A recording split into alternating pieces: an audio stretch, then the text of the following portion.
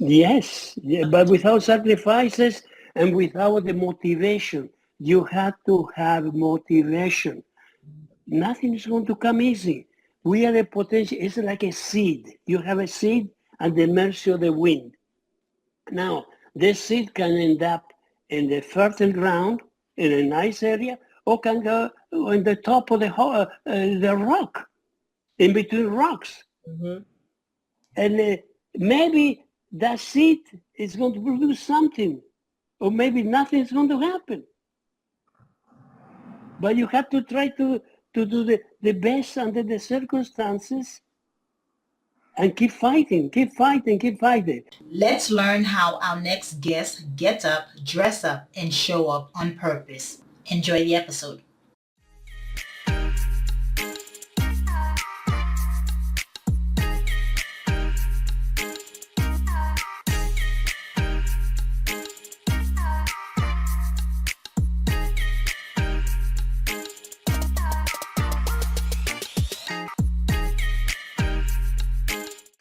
Hello, morning enthusiasts. Welcome to the Best Morning Routine Ever podcast. I am your host, Dr. Lunid, and today I'm honored to have this amazing guest with us today, talking about from rags to riches. I want to bring on Dr. Salvatore Forcina. He is a retired general, vascular and trauma surgeon who served as chief of surgeon at two North Jersey hospitals, treating thousands of patients. He is also the author of The American Doctor, a memoir chronically talking about his incredible journey from war-torn Italy to becoming a respected U.S. physician. Now, when I said rags to riches, he built himself up, attained the American dream, coming from nothing. Really, he only had $40 in his pocket when he arrived in the U.S. Right at 28 years old, he was determined to succeed, and despite the language barrier, any setback, he has made it and fulfilled great success and achieving the American dream. So I'm really excited to have such a humbling man with us today. So with no further ado, Dr. Salvatore, welcome. Thank you very much. I appreciate what you just say about me. Thank you. It's a real hero's journey, a real story. So go ahead and tell us a little bit more. Coming in from Italy. Yes. Well, I was born in Italy in 1941 during World War II. And the area where my parents lived was just between Rome and Naples, and there was the battlefront. So, of course, war bring misery. Member of my parents' family Mhm. die. Some people disappear. They never knew where were they. So it was very bad situation. Yeah. In middle of the misery, my father, they were just regular workers, farmers with a little education. They went to the second, third grade because the family were very big family, and there were no industry, so they had to, from very early age, they had to work. They had to pitch in with the animal and to survive. Right. So, but my father had all the time the dream to become somebody, but he was never was able to become somebody because the odds were against him. So he went through the war, and eventually from the war, when the war ended, he wanted to end. He saw so much misery, and psychologically, he was so affected by the destruction and the war that he ended up taking the family to the last country in the world at that time, Argentina. And it was me, my father, my mother, and my brother was 18 years old, 18 months, and I was 8 years old. Okay. So we went to Argentina, and we were poor again because we were immigrant, but at the bottom, really at the bottom. My parents were young. My mother was young. She didn't speak Spanish. She didn't have friends. Had left the family. So imagine psychologically already with the trauma or the war, and now going to another country and try to adapt herself. And of course, we didn't have the means, and there was no support. There was nothing. You were on your own. Right. So anyhow, to make a long story short, my father, I give a credit to him. He wanted for me to study, and he used to talk to me.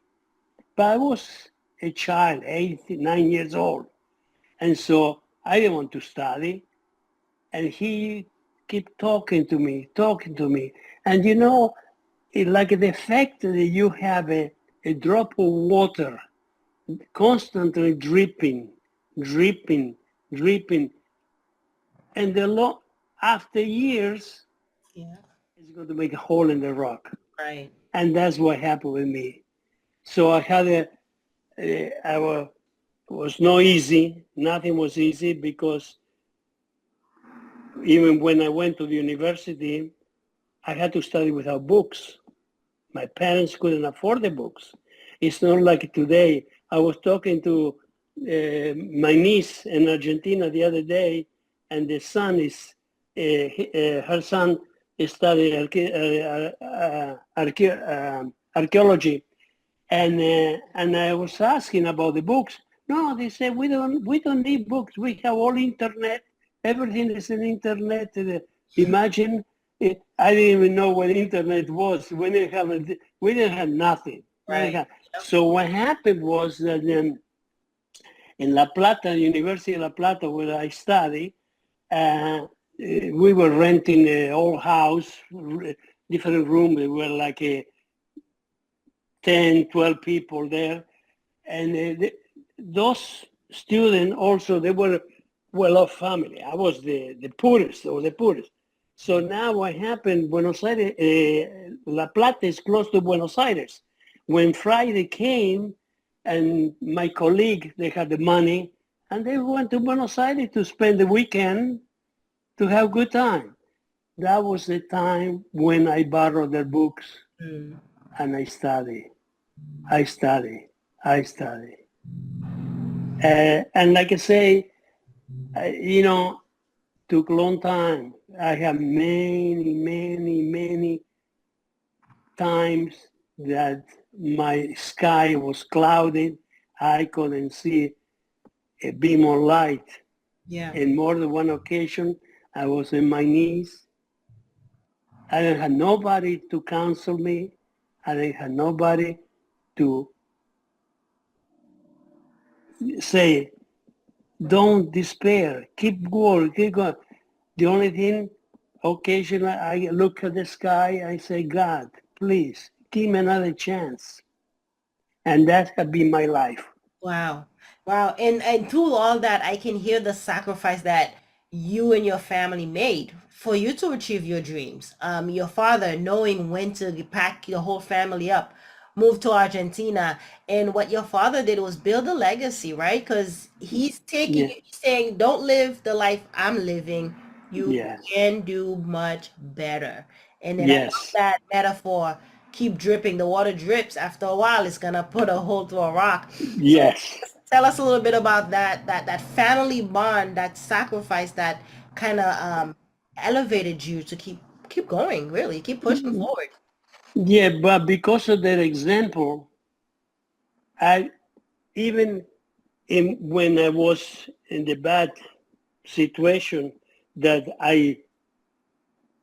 nothing was going right, eh, I have all the time the responsibility that I could not upset or go against the hope that my parents had for me. And because I knew that the sacrifice they did, whatever little thing they gave me was too much for them to get rid of Right. because the situation at that time. And so I couldn't have been ungrateful. So that's why I studied night and day, night and day. I didn't have a life really, Mm-hmm. you know. And so eventually, just making very, very, very fast here, I became a doctor, and I decided to go to Italy to specialize. I was there, but I saw the thing was no different from Argentina. And while I was there, some distant member of my family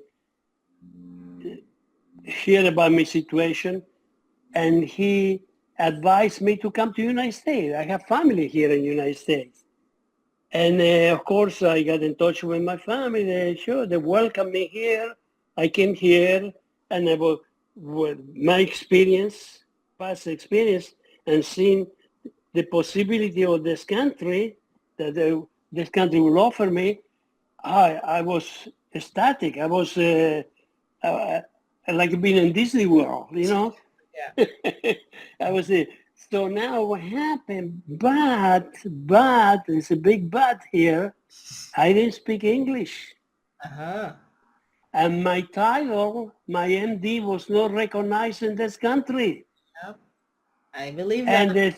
And the third thing, I had to take a big exam In English. in English that they cover the entire 7 year of my career. Imagine.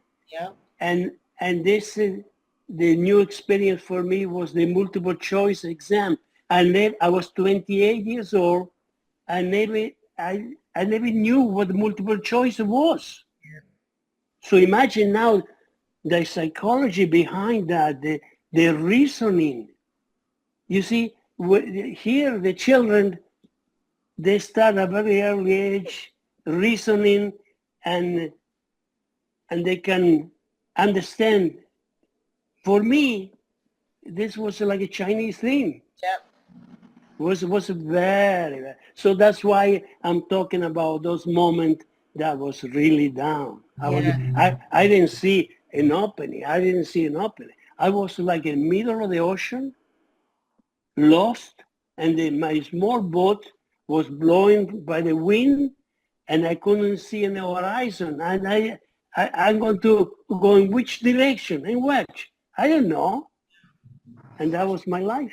Yeah. What was the most defining moment for you? You came to the United States, you stayed with family, but you didn't speak any English and had to take this massive exam. Yeah, What was the I had most to, defining moment for you to overcome all that? well, to pass that exam. Yeah. To pass that exam, because that exam, after I passed that exam, that was given twice a year, that exam that didn't allow me to practice. No, this was just the opening for me to start the specialty, to do internship and residence program that there was 5 years, 5 years, Wow. So you had lasted to 5 years. study. You had to study for this exam. It's like going Oh back to yeah, school. night and day, night and day, night and day, night and day, and but eventually it was no easy. Eventually, I passed that. It's not my specialty, and and um, and now after you finish the specialty, I start to practice. Now nobody knew me. I decided to establish myself in northern New Jersey, and the hospital where I was working, uh, of course I was around, but I was doing some emergency cases, Mhm. taking care of patients. And when I was on call, most of those people didn't have insurance, so I had to do it, and I did that. And but I was starving, Yeah. really, Yeah. and I have family already, and I was like 36 years old, and I haven't have a penny. And like you say, I had a $40 at one time when I came to this country. Yeah. And so now what happened, I was lucky. You see, you cannot despair. But one day, the chief of surgery was doing surgery and he need help, somebody to assist him. So I went there. The nurses were looking for somebody. I was around. I went to the operating room. I helped him, finished the case, everything. And so eventually from that day on, he saw something in me. And from that day on, every time he needed help, I was assisting him. And when he went on vacation, I was covering for him, Nice. taking care of his patients or whatever. And so little by little, eventually, I end up establishing myself. Took time, took Yeah. many years. Yeah. Nothing come overnight. Because you already had the experience and the education and the practice from back home. So that's a Yeah, great example of being foreign trained professional and what the struggle is when you come to the States and trying to restart your career, or because you can't pick up where you left off. You had to start no. from scratch almost.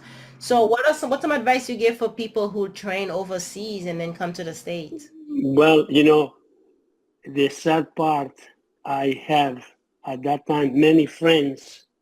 They were like me, many foreigners. But those people, they were married, most of them, they had children, and they had to work. I was a lucky guy that was single. I was with my uncle and aunt that they helped me. But those had to, I studied night and day. Yeah. Those people couldn't have the afford, and many of them, they end up just drawing blood, assisting, and doing different job. And they were doctors in their own country, but Yeah. they prefer to stay in this country, but they couldn't practice. They did other things.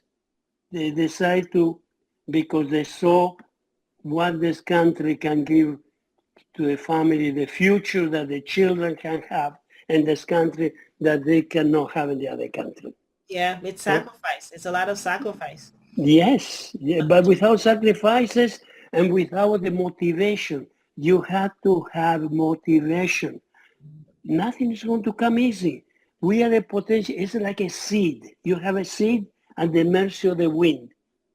Now, this seed can end up in the fertile ground in a nice area, or can go on the top of the rock, in between rocks. Hmm. And maybe that seed is going to produce something, or maybe nothing is going to happen.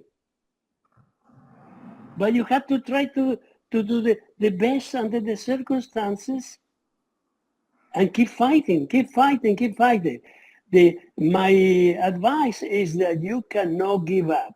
Right. And in this country, the young generation, they are better off than me, because here you go to school, college, whatever, you have counselor, you have advisor, you have friends, you have a telephone, you have internet, you have a roof over your head, you have heat in the house.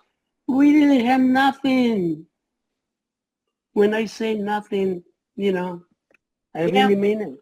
We're truly blessed. We're truly blessed. And your Yes, story is humbling. Your story inspires us. Your story motivates us to keep pushing forward. yes, Tell us yes. about But your book, The American Doctor.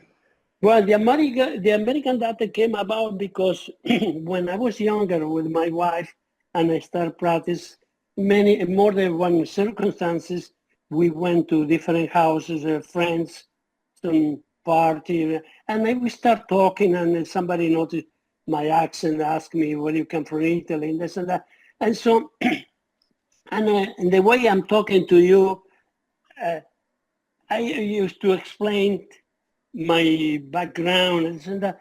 And in more than one occasion, people say, Dr. Forcina, that's wonderful. You should write a book about that. Mhm. Of course, it never occurred to me.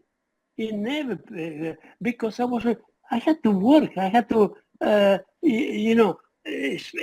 had my specialty. I had to develop my specialty. But everything changed. I practiced almost for 40 years. And after I retire and I have more time, you see, my life had been like being in a train. Mm. And when I was practicing, I was running from one place to the other. And my train was going 150 miles per hour. And when you look through the window and try to see the landscape, everything was blurred. Mm. Now that I'm retired and my train is going 15 miles per hour, and I look through the window, I say, wow, look at that. It's a different picture. Yeah. And so that's have been my life. Yeah. And then, So go ahead. what happened was that I start to think about, and little by little start to write things down. And I sent more than one occasion a few pages to my daughter. And my daughter, I have a granddaughter, is going to turn 10 now, Lennon. And my daughter said, Daddy, you should write a book. And little by little, it took time. And I went to also, I have very emotional thing remembering, because I left my parents once I was 11 years old. I Okay. went to, separated from my parents, from my mother. And so the book came about. It's my life starting from nothing and become somebody in United States of America. That's powerful because a lot of people, we're known as the melting pot, right? I'm an immigrant Yes, myself from Haiti, and sure, there's a lot of sure, people who are immigrants and coming into the American. sure. Inspiring to see that it does work. It's inspiring to hear that you made it, and in making sure we too will make it as well. So thank you for sharing Sure, the book to life. sure, sure. Tell us a little bit about your habits now that you're retired, now that you have a little more time, it's more relaxed and slower pace. Tell us about your morning routines. How do you get up, dress up, and show up? How do you feel? Well, what I do, first of all, I'm going to be turning next week. I'm going to be 84. Congrats. And I try to bike. I like biking. And I bike. I live in Florida. And I bike maybe 15, 20 miles 3 times a week Okay. and do a little bit of walking too. I like to read. I go to, until recently I was playing golf. I haven't played for a while, play some golf. I took up golf when I was almost 75 years old. So, of course, I was not the best. I True lost many American balls. dream. Playing golf but you retire. Yeah, and so I have friends. I like to read classics, and have my family, and we count every day. It's a blessing, Yeah. you know, Keeping you and we keep young. going, and we Yes. keep going, we It's keep keeping going. it's keeping you young. Yes, Uh, yes, Tell us, where can we connect with you? Where can we find your book? yeah. The book is can be purchased from Amazon, and and very soon is going to come an audio book. And they can get in touch with me with the Instagram, that Salvatore Forcina MD. I have a lot of pictures there of my family, and people can look. And but I really recommend this book because mainly for people that they are not they don't have the confidence themselves. I cannot do this. I cannot do that. You can. You can. It's not going to be easy. It's not going to go there. But like I say, if you have the little light that's inside yourself, that desire to get out of the hole, to accomplish something in life, you are going to do it and you're going to be proud of yourself. It's not going to be easy. This is going to be the same way that a child learns to walk. Do one step, fall down, cry, get up, do another step, and that's the way you learn to walk. The child doesn't just start running. Right. Well put. Thank you so much for sharing such profound knowledge, deep understanding of perseverance and pushing through and keep continuing and not giving up. I really appreciate you sharing with us today. Thank you very much for the opportunity. Of It was course. nice to meet you. Thank you. Of course. Hope you enjoyed today's episode. Please comment and tell us what was your favorite part, your favorite habit that you are going to try out for yourself today. Comment below. If you haven't already, be sure to subscribe. Until next time, I will see you at the top of your best morning routine ever. Stay blessed.